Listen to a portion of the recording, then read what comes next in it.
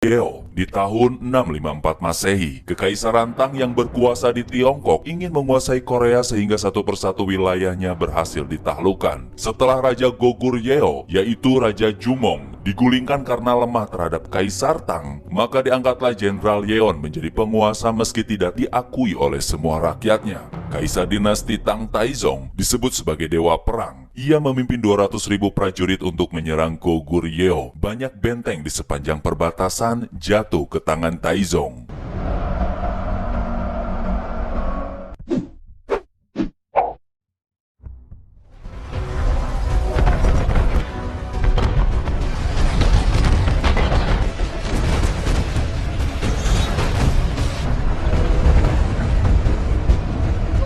Di awal cerita, Jenderal Yeon yang kini menjadi pemimpin Goguryeo menggantikan Raja Jumong mengirim 150.000 prajurit untuk menghadapi Taizong di Gunung Jupil.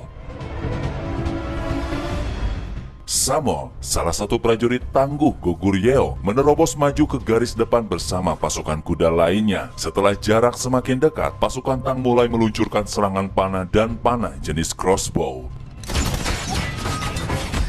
Hingga pada akhirnya, pasukan Goguryeo berhasil hancurkan formasi pertahanan musuh.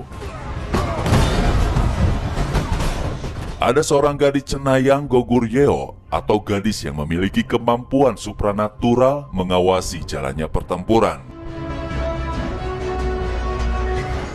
Nampaknya pasukan Tang mulai kewalahan menghadapi serangannya. Kaisar Taizong memilih tidak mundur meskipun ia tahu pasukannya telah melemah. Garis depan berhasil ditaklukkan. Pasukan Goguryeo lanjut menerobos hancurkan pertahanan berikutnya. Di tengah pertempuran, semua pasukan Gogur kaget melihat kedatangan serangan musuh dari arah belakang. Ternyata mereka telah dijebak Taizong hingga prajurit Goguryeo dibantai secara brutal.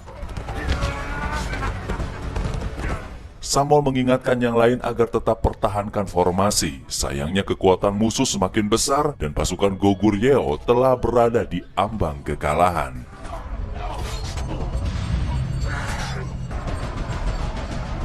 Di tengah pertempuran, sahabat Samol mengajaknya segera kabur dikarenakan bendera mundur telah dikibarkan. Namun ia malah terkena serangan musuh.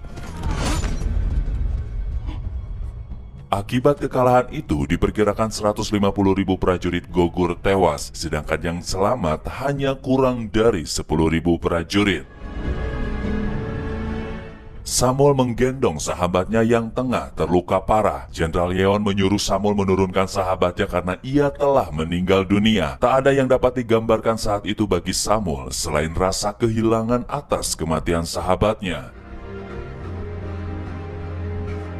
Nasib gadis cenayang kini menjadi tawanan Kaisar Taizong. Ia memiliki benda pusaka suci berupa panah milik Raja Jumong, sang pemimpin Gogur yang telah tewas. Tidak ada seorang pun yang mampu menarik busur panah tersebut terkecuali manusia terpilih. Kaisar Taizong berencana akan menyerang ibu kota, namun ada satu lagi penghalang, yaitu Benteng Ansi. Di sana ada seorang komandan bernama Yang Manchun, dikabarkan sedang bermasalah dengan Jenderal Yeon, perkara ia berani menarik divisi pasukannya pada peperangan di Gunung Jupil. Kaisar Taizong berpikir akan sangat mudah menaklukkan Benteng Ansi karena adanya permusuhan antara Komandan Manchun dan Jenderal Yeon.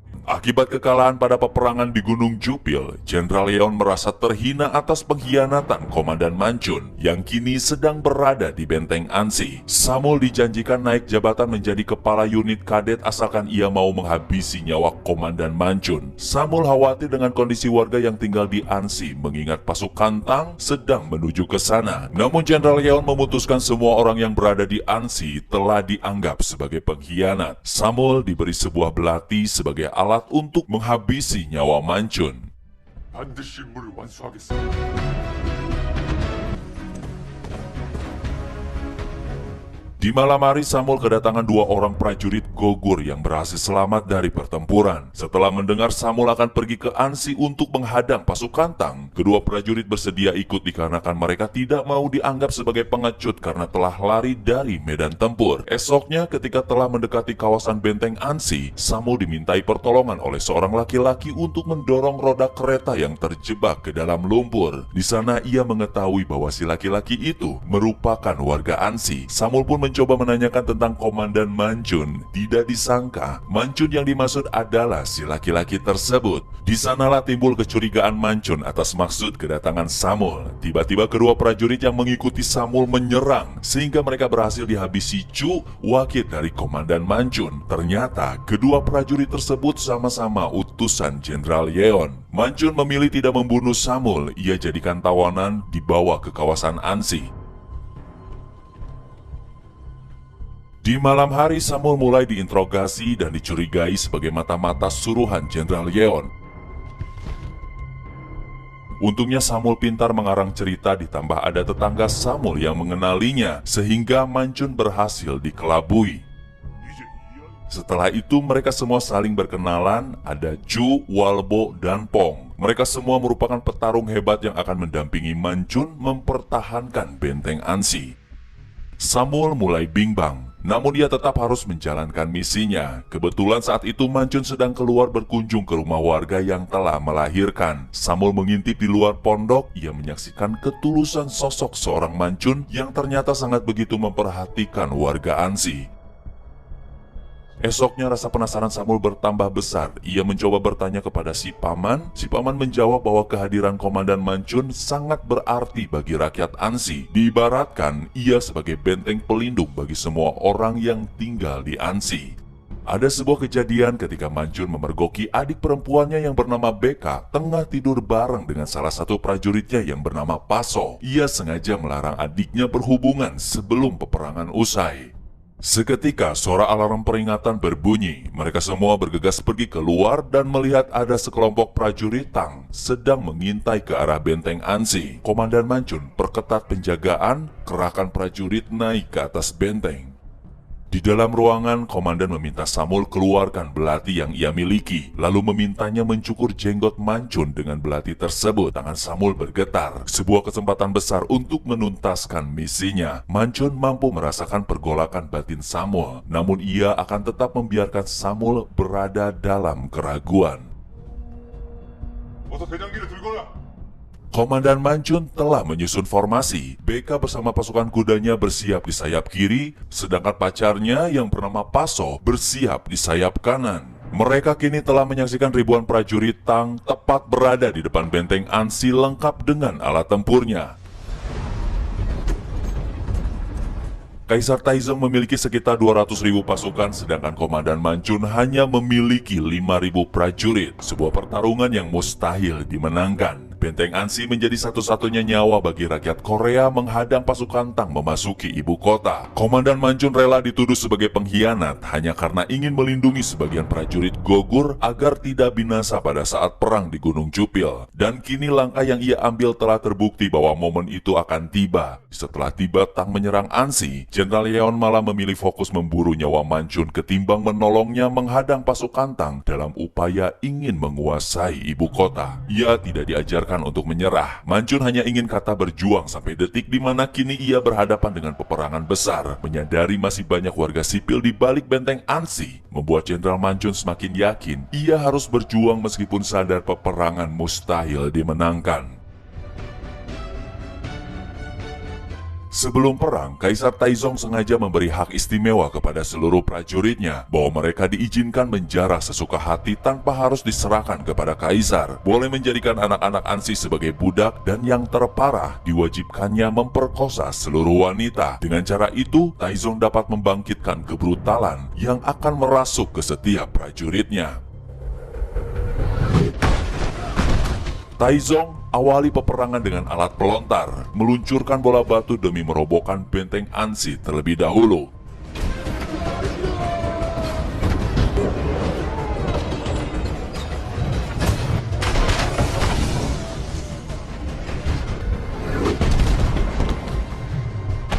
Setelah beberapa batu berhasil dilontarkan, Taizong menyadari tembok benteng Ansi sulit dirobohkan. Ternyata bangunannya dipenuhi lumpur yang menyebabkan benteng menjadi kokoh. Cara kedua, Taizong kerahkan prajuritnya mulai memanjat benteng. Garis depan serentak maju. Komandan Manchun halau musuh dengan serangan panah. Pasukan Tang membalas kembali serangannya. Hingga pasukan garis depan semakin mendekati benteng dan mulai memanjat dinding. Mancun perintahkan serang balik dengan lesatan panah dari arah bawah. Prajurit Tang balas lagi serangannya. Semakin memanas, kali ini Mancun serang dengan gigi serigala dan bola batu raksasa. Taizong murka. Dikeluarkanlah tangga raksasa upaya menerobos ke atas benteng hingga prajuritnya berhasil naik dan mulai lakukan serangan brutal.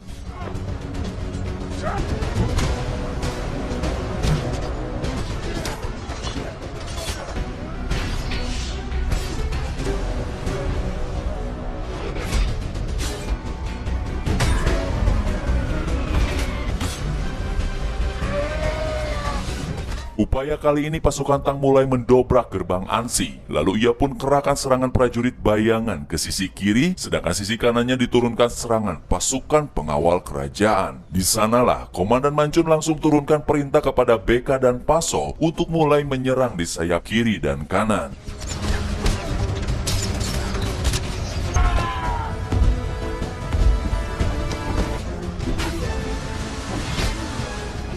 Celakanya, gerbang Ansi berhasil dibobol hingga prajurit Tang berhamburan masuk ke dalam. Komandan halau mereka dengan pagar cadangan. Sebagian prajurit Tang yang telah masuk otomatis terjebak.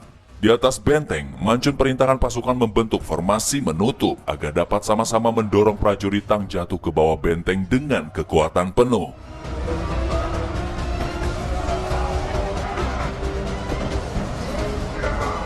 Setelah itu dikeluarkanlah balista demi menggulingkan tangga raksasa.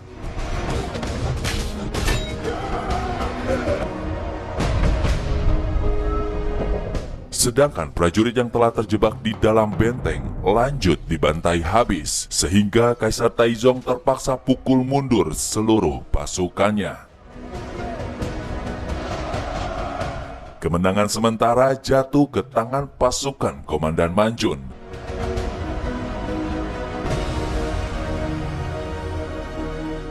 Sepulangnya dari peperangan, Samul tidak dapat menahan diri dan mulai mengungkapkan identitasnya. Lalu ia melihat punggung Mancun penuh dengan luka, dan ternyata luka tersebut diakibatkan serangan prajurit suruhan Jenderal Yeon. Samul bukanlah orang pertama yang disuruh Yeon untuk mengincar nyawanya. Seluruh prajurit dijamu hidangan mewah, sedangkan para warga Ansi bergotong royong membakar ribuan mayat-mayat prajurit.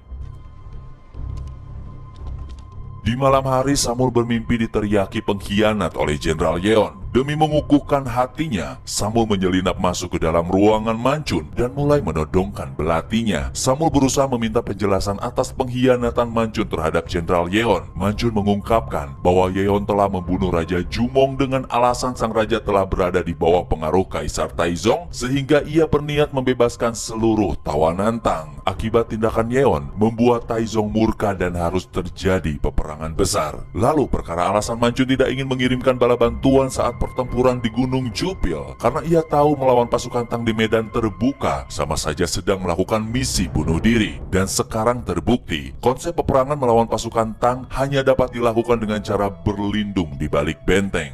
Di tengah malam, Taizong kembali memberi kejutan dengan dihadirkannya menara pengepung, sehingga benteng Ansi berhasil ditembus dan menyerang pertahanannya.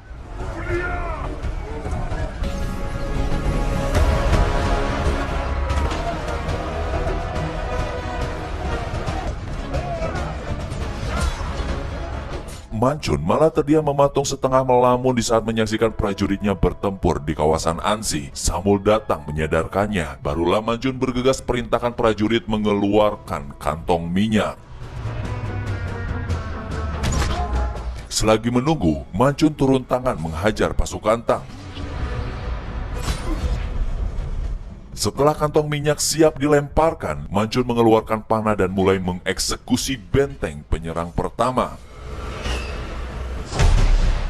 Setelah berhasil, ia bergegas membakar benteng penyerang kedua.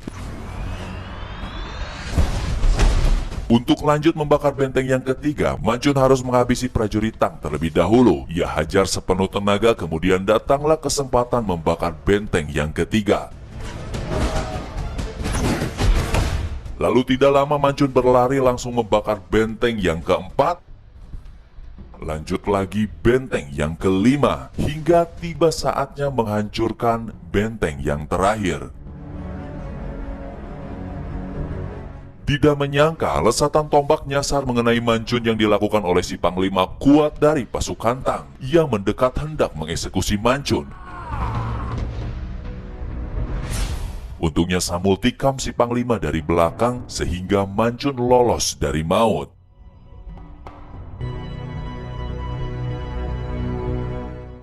Semua warga khawatir dengan kondisi Manjun. Setelah 4 hari tidak sadarkan diri, akhirnya ia siuman. Samul mulai memahami kenapa Manjun memilih berkhianat. Kegigihannya mempertahankan Ansi adalah jawaban sesungguhnya. Kaisar Taizong diambang murka. Ia berpikir keras setelah berhasil menaklukkan tanah luas ribuan kilometer ke segala arah. Tapi kenapa ia tidak bisa menghancurkan benteng kecil Ansi? Taizong tidak ingin pasukannya diremehkan. Maka ia berencana akan mengambil langkah nekat dengan menggunakan si Cenayang sebagai boneka. Di malam hari, Cenayang dikirim memasuki benteng sambil membawa busur pusaka sakti milik Raja Jumong. Ia menghadap Manjun dan mulai sampaikan pesan dari Taizong bahwa ia memberikan pilihan sebelum langkah terakhirnya. Taizong akan membangun gundukan tanah lebih tinggi dari benteng Ansi sehingga tidak ada kesempatan lagi bagi pasukan Manjun untuk menahan serangannya. Esok pagi, Taizong langsung mengerahkan seluruh prajuritnya menggali tanah lalu menggundukkan beberapa meter di depan benteng Ansi. Cenayang berusaha meyakinkan Manjun bahwa ia telah dipaksa menyaksikan masa depan Ansi lewat kekuatan supranaturalnya. Ternyata Ansi akan kalah besar. Oleh karena itu ia berharap Manjun segera menyerah sebelum terlambat. Taizong berjanji ia akan menawarkan apapun terhadap Manjun. Namun Manjun tetap dalam pendiriannya. Bergulirnya waktu, penggundukan tanah diperkirakan selesai sekitar 2 bulan ke depan. Taizong ingin dibereskan sebelum musim dingin tiba. Samul mengajukan diri akan meminta bantuan Komandan Yeon di ibu kota. Manjun berpikir Yeon tidak mungkin mau menolong. Jangankan menolong, bahkan ia kini sibuk memburu kepala Manjun beserta prajurit dan warga Ansi. Dikarenakan tidak ada jalan lain, Paso memiliki ide. Ia berencana ingin menyerang markas di malam hari secara diam-diam dengan pasukan kudanya. Paso berlutut dan memohon agar Manjun mengizinkan ia laksanakan tugas tersebut. Dengan berat hati, Manjun terpaksa menyetujui misinya. Meskipun ia tahu tindakan Paso dapat mengancam keselamatan jiwanya. Beka mendatangi Manjun dan menganggap itu merupakan misi bunuh diri. Ia sangat terpukul mengingat kekasihnya akan menjadi martir. Manjun tidak memiliki pilihan lain. Beka sudah memiliki firasat buruk. Ia datangi Paso dan berusaha tegar meskipun tidak sanggup menahan air matanya. Mereka saling berpelukan. Paso pun berjanji akan kembali sebelum matahari terbit. Detik-detik Paso bersama prajuritnya keluar gerbang Ansi. Dari arah luar, anehnya si Cenayang lesatkan panah ke arah markas Taizong. Pasukan Paso mulai beraksi menyerang gerbang utama. Kemudian mereka serentak masuk ke dalam markas. Namun kedatangan mereka telah terdeteksi dan berhasil dikepung prajurit Tang. Dihabisilah pasukan Paso oleh lesatan panah. Tidak lama kemudian Paso berhasil pulang namun dalam kondisi mengenaskan. Di pangkuan Manjun ia ungkapkan telah dijebak oleh mata-mata yang berhasil membocorkan misinya. Lalu Paso hembuskan nafas terakhir tanpa menunggu kehadiran Beka terlebih dahulu.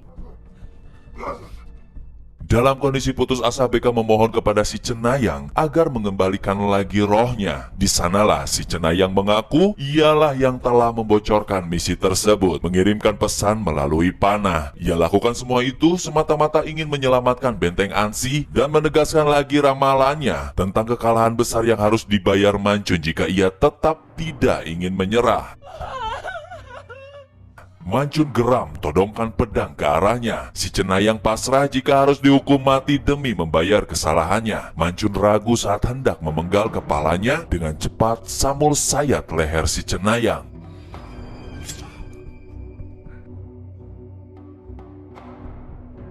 Mental Manjun mulai melemah. Terngiang kata-kata si Cenayang bahwa dewa telah meninggalkannya. Lalu seorang prajurit datang mengabarkan tentang Beka yang nekat pergi ke markas Taizong. Beka menerobos masuk bertarung sekuat tenaga.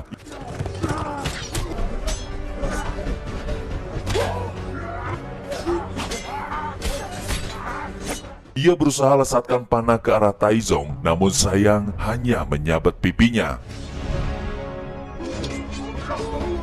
Penjagaan semakin diperketat sehingga BK diserang secara brutal dan berhasil dilumpuhkan.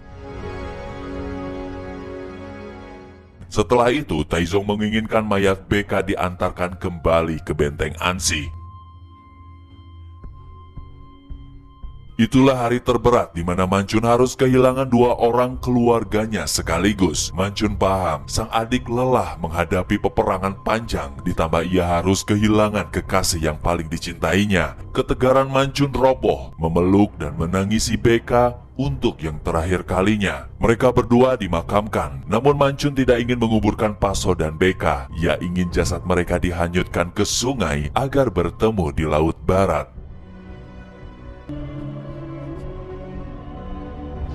Mengingat misi Paso telah gagal, Samul nekat pergi ke ibu kota demi mendapatkan bantuan pasukan dari Jenderal Yeon. Di dalam hutan ia bertemu prajurit Tang dan terjadilah pengejaran.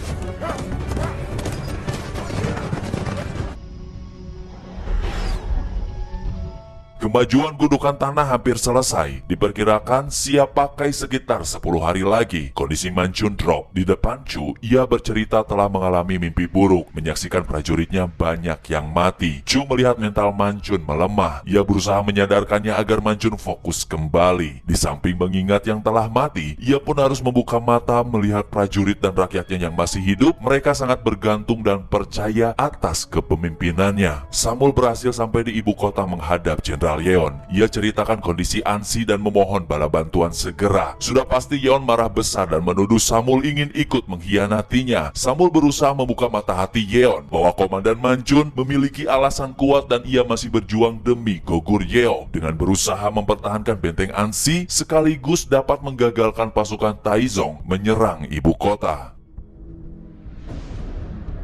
Manchun tidak sengaja melihat anak perempuan sedang bermain pasir. Tiba-tiba ia mendapatkan inspirasi upaya merobohkan gundukan tanah Taizong. Setelah itu ia segera diskusikan idenya di hadapan para warga yang kebetulan berprofesi sebagai penambang besi. Nampaknya Wodae mengetahui seluk-beluk sifat tanah di daerah Ansi yang rentan terhadap goncangan dikarenakan memiliki banyak batu kerikil. Jika di bawah gundukan tersebut digali terowongan, maka gundukan tanah Taizong mudah dihancurkan. Manchun percayakan Wodae memimpin misi tersebut.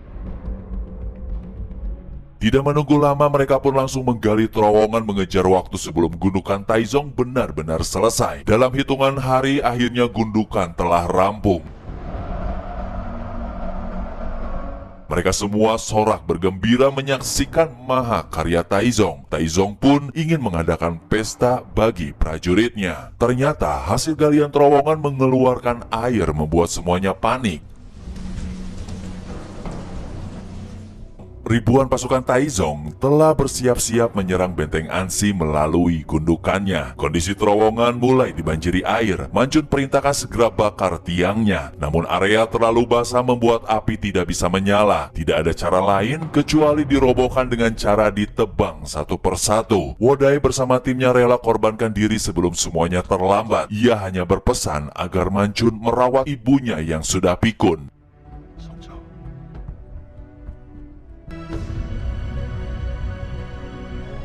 Taizong mulai menurunkan jembatan pertanda awal penyerangan dimulai.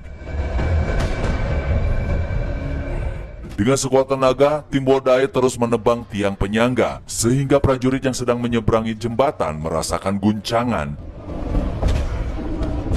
Dan pada akhirnya, gundukan tersebut berhasil dirobohkan.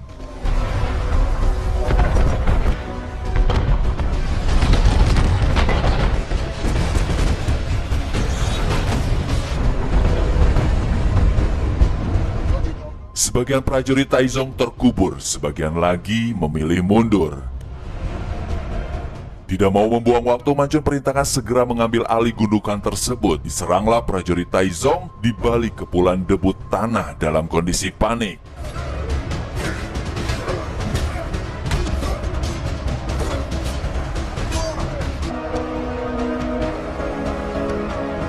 Namun, Taizong tidak ingin mundur menarik pasukannya. Manchun memiliki firasat buruk. Ia susun formasi pertahanan meskipun tahu pertarungan kali ini sangat mustahil dimenangkan. Taizong telah di ujung murka. Ia ingin rebut kembali gundukan tanahnya. Dikerahkanlah ribuan prajuritnya menyerang balik pasukan Manchun.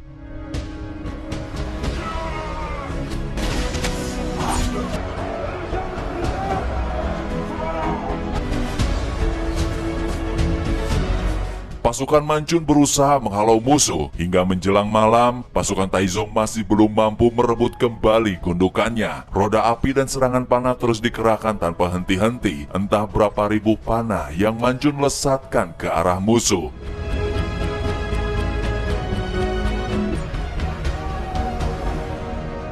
Pagi tiba, habislah amunisinya.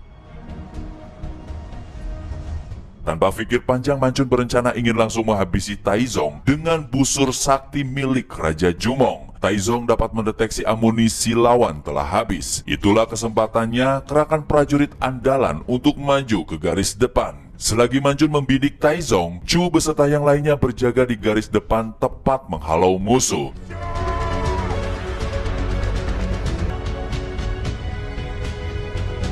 Sayangnya pasukan andalan Taizong terlalu kuat dan tidak mudah dilumpuhkan. Manchun berusaha menarik tuas busur membidik Taizong. Ia memohon kepada dewa agar diberi kesempatan menggunakan busur sakti tersebut. Di balik prajuritnya yang sudah kewalahan menghadapi lawan, akhirnya Manchun berhasil melesatkan panah sakti ke arah Taizong.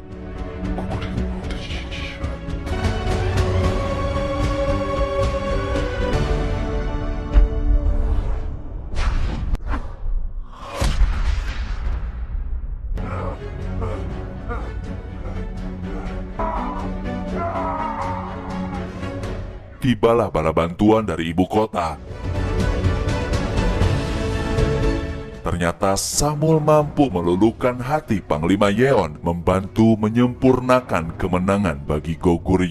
Yeo. Taizong perintahkan mundur dalam kekalahan besar. Ia kalah telak dan harus hengkang dari tanah penaklukannya.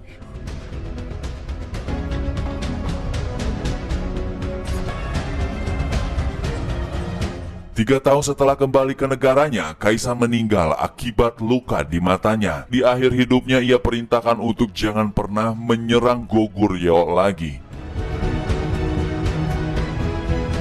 Benteng Ansi dibangun kembali. Samul akan pergi ke ibu kota untuk menyelesaikan pelatihannya. Ia sangat berterima kasih kepada Komandan Manchun karena telah banyak memberi pelajaran hidup yang sangat berarti. Manchun berharap Samul kembali lagi ke Ansi jika pelatihannya telah selesai.